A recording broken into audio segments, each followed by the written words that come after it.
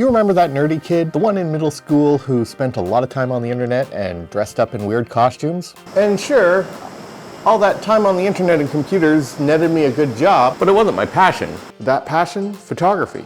And it turns out that photography was something that was already in my blood. So if you like cameras, film, chemistry, history, adventure, and a little bit of exploration, then I think we're going to get along just fine.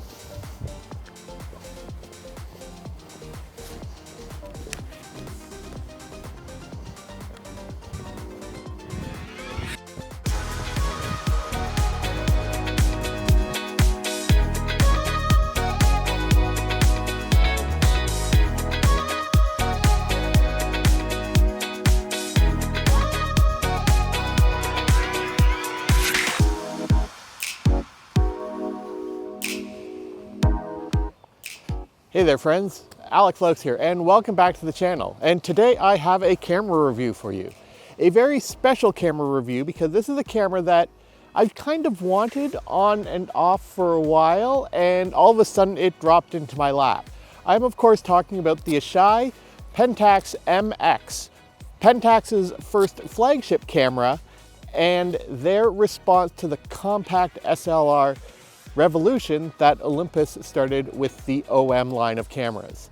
So like always, I'm going to send you back to the studio and we're going to talk about where the MX came from, talk a little bit about my impressions of the camera, and give you a functionality tour before coming back here, and I will see you in a few. Founded in 1919 as the Asahi Optical Company in Tokyo, Japan, the company initially focused on the production of lenses for eyeglasses and binoculars.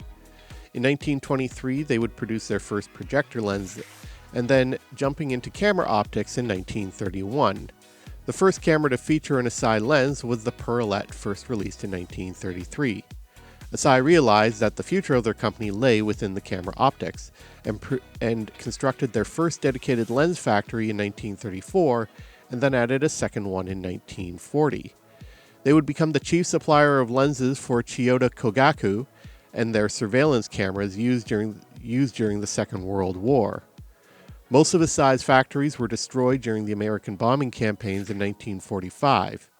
Like in Germany, the American occupation and local government turned to the camera industry to help the economic recovery in post-war Japan. Asahi began reconstruction of their plants in 1946, and production resumed in 1948. Asahi continued to drive their industry through camera optics, but on the side they began developing a SLR camera.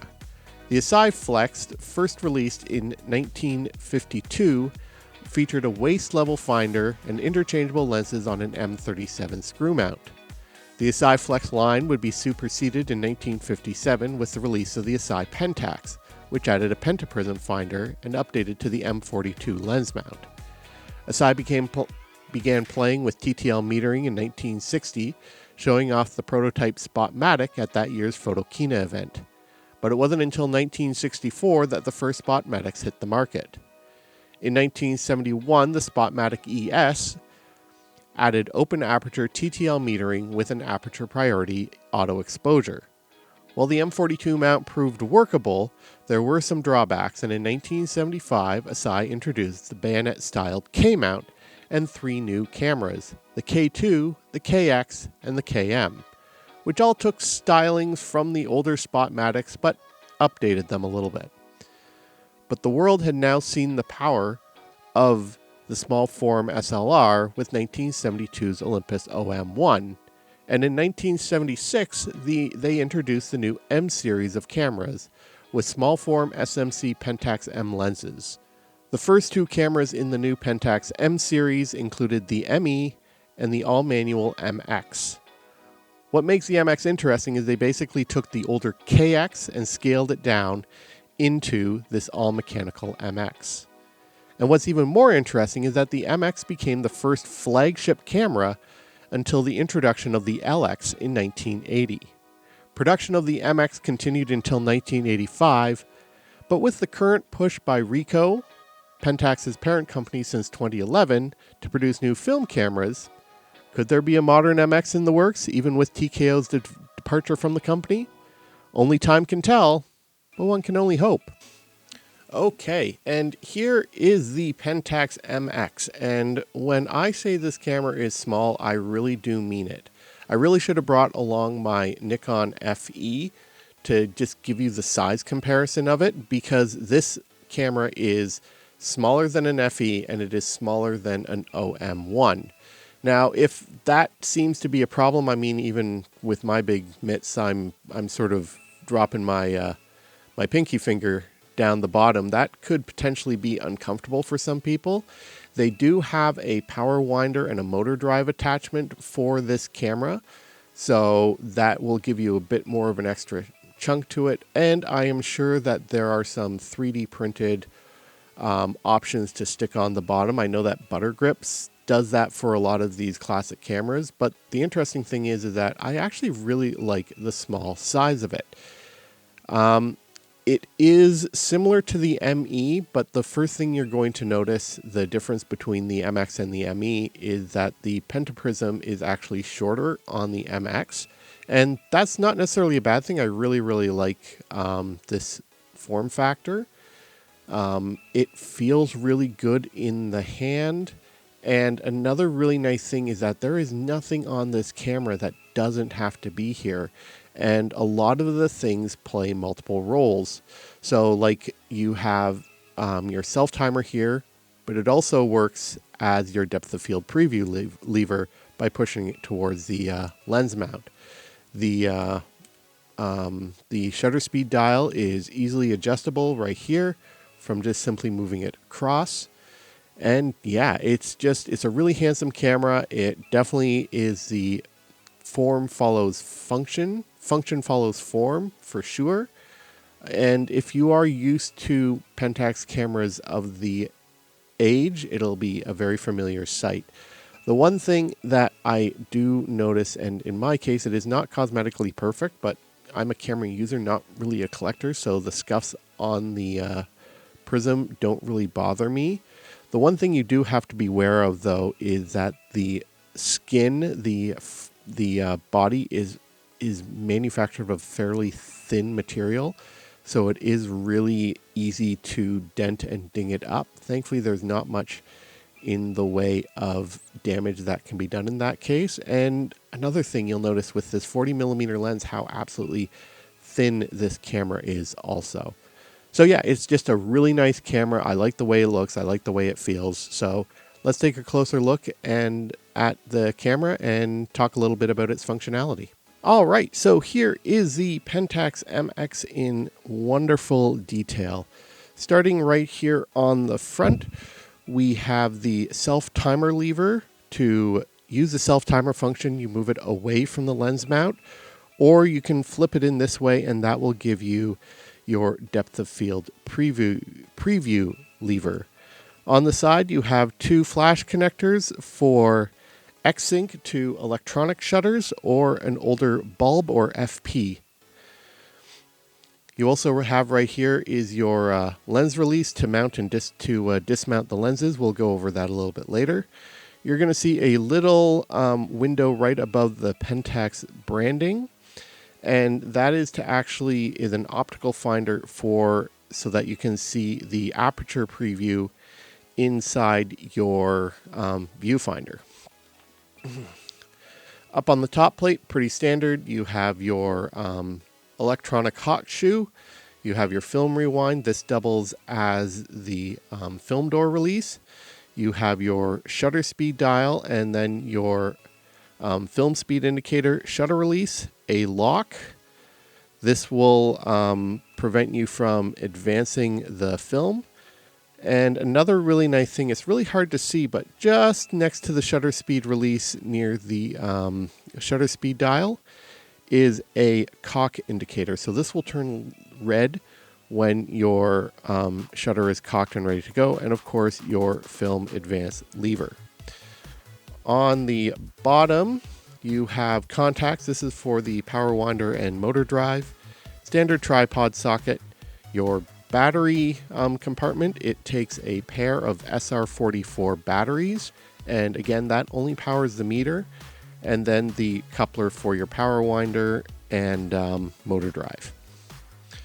To open up the back, you simply Pop that, and in we go. One of the really nice things is that it has the Pentax sort of magic finger film loading take-up spool. This makes loading film a real easy thing. It's the one thing I really like about the small form factor cameras. I've never misloaded or missed a film getting loaded up on here.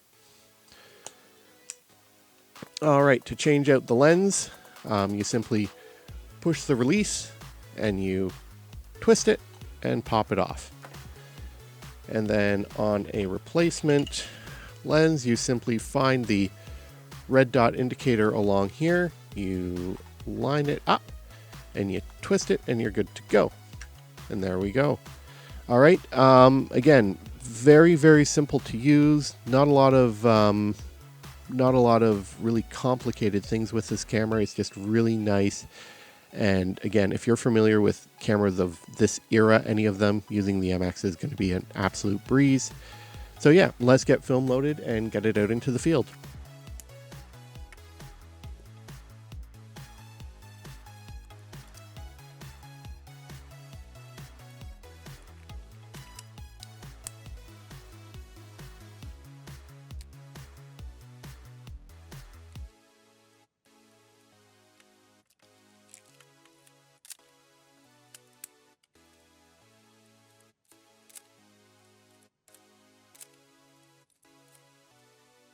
All right, so today I am here in historic Old Oakville. I have the Pentax MX with the super tiny 40mm f2.8 pancake lens, and I have my camera loaded with Fomapan 200, which I'm rating at ASA 125, and I'm going to be developing it in Rollei Supergrain. Now, the one thing you're going to notice is that I have an external hot shoe meter on my camera. Unfortunately, my MX, the meter is not working, and I haven't had a chance to really dig in there and see if I can't fix it. But thankfully, the small size means that it's very easy to mount a hot shoe meter like the Asahi XH2, which I have mounted on today, or a Reveni Labs hot shoe meter, which is another excellent option for this camera because it's all mechanical. So let's go and take a walk. I can shoot a bit of film and talk about my experience using the MX. All right, let's do this.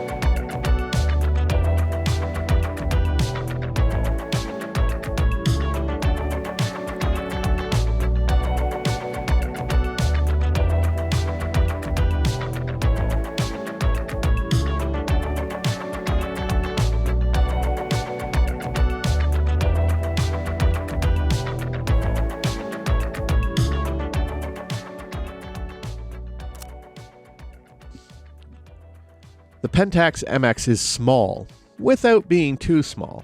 It fits well in my hand even without a motor drive, and I like chunky cameras.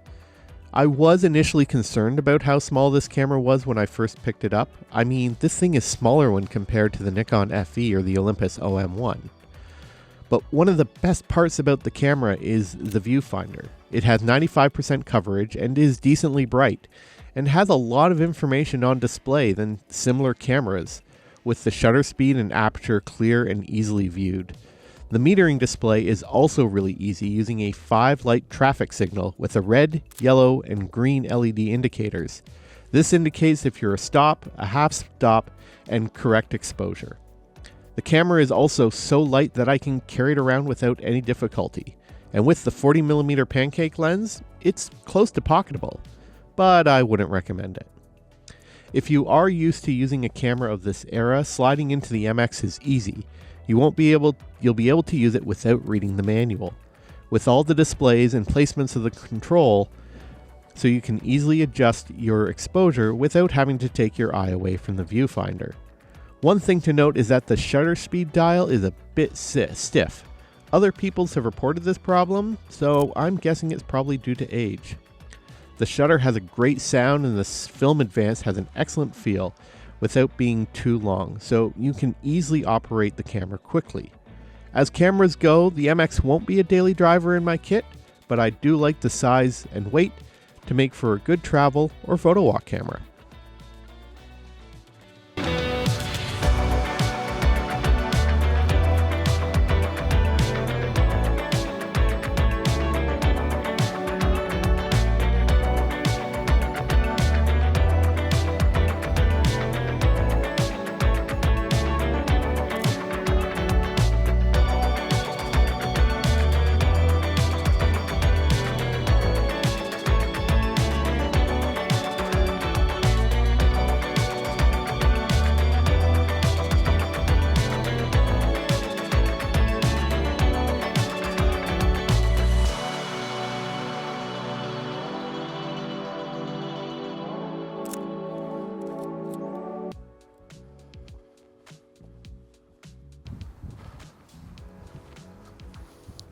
Okay, so that's about a good place to leave you. I'm going to switch over to the 135mm f3.5 lens to finish the roll and send you back to the studios while I discuss some of the fabulous K-mount lenses that you can mount on the MX. And I'll see you back here when we're done.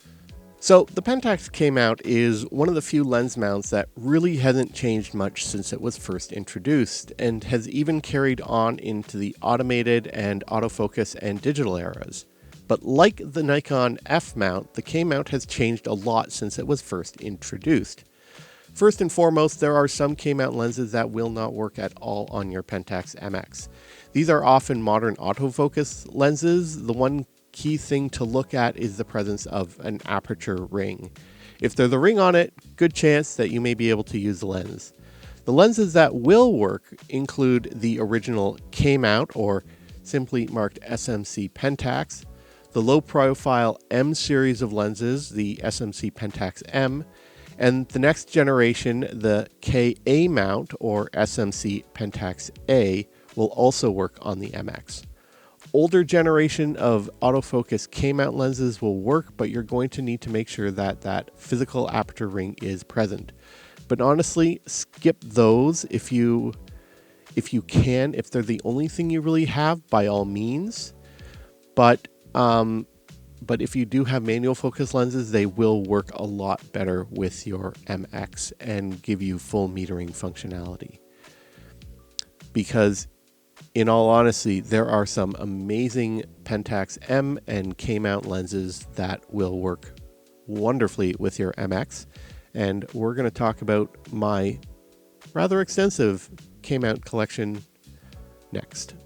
My choice for wide-angle lens for the Pentax MX is the good old-fashioned SMC Pentax-M 28mm f2.8. This is a great choice if you want a wide-angle lens without being too wide. It offers up excellent optical quality, a fast f2.8 aperture, and good optical performance also. This is a great lens for urbanscapes, landscapes, and general travel photography.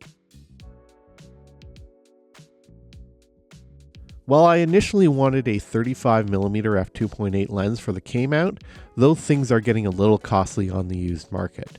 So I went with what I thought would be a more cost-prohibitive lens, the ultimate pancake lens for the M series, the 40mm f2.8. I mean, this lens is comically small, and on any other camera than the MX, it would be hilarious. But don't judge it by its size, this lens is both amazing and sharp.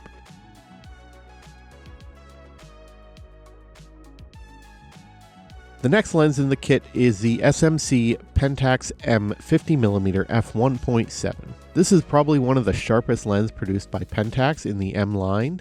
It's also a nice fit on the small size of the MX, and it definitely lives up to the hype. With sharp images and a great smooth out of focus rendering, it makes for a fast and affordable normal lens that fits on the small form factor rather well, but not comically small at the same time.